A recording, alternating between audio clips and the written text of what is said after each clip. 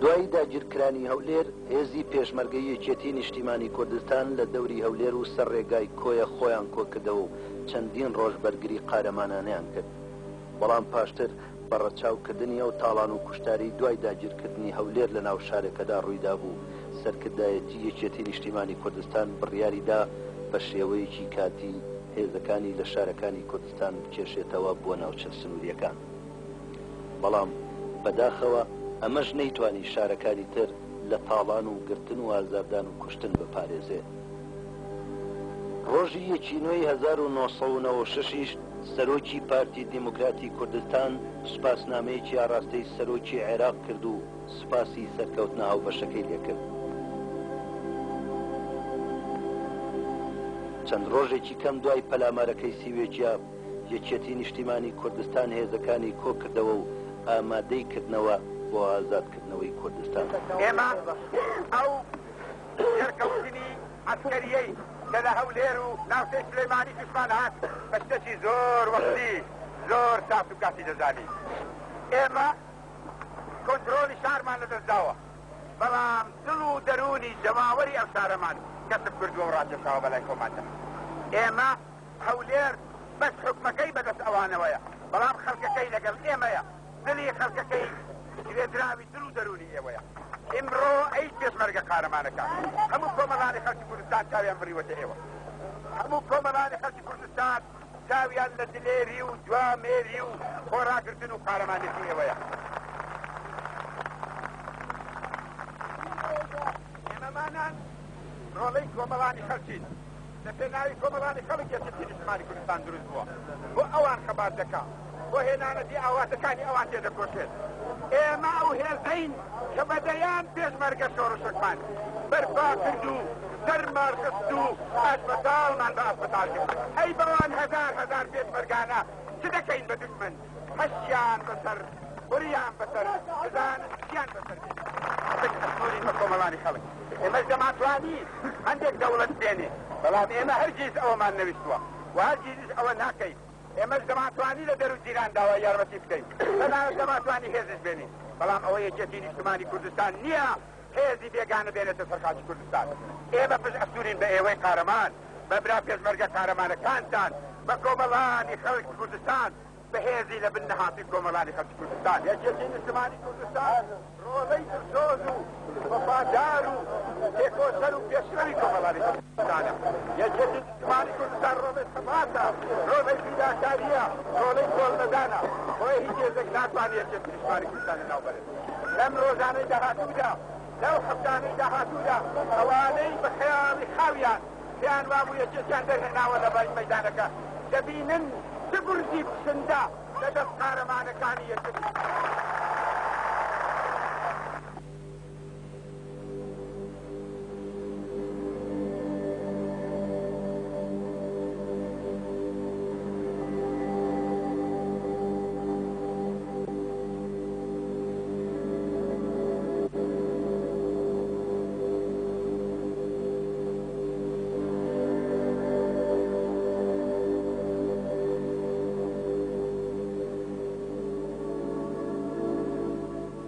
لەوێوە هەڵمەتەکانی گەردەلوولی تۆڵەت دەستی پێکرد و بەشێکی زۆری کوردستان لە ماوەیەکی زۆر کورتدا تا نزیک هەولێر پاکرایەوە و جەماوەری کوردستان بە گەرمی و خۆشەویستیەوە پێشوازیان لە هێزەکانی ئازادی کرد.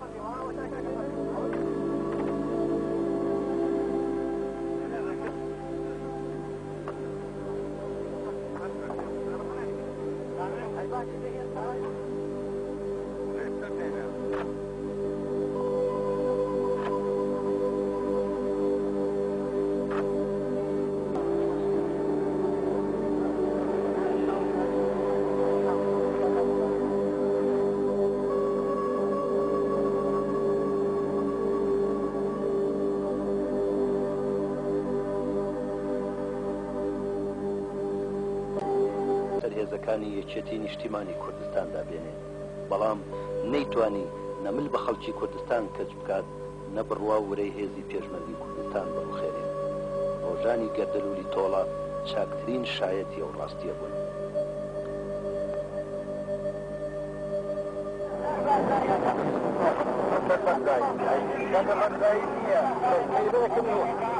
بالدكان وخلاص هذا كان برزايني بيت كله برزاين بعد تلاقي مسؤول خطوة ملا برزاين رجال بدو على الدكان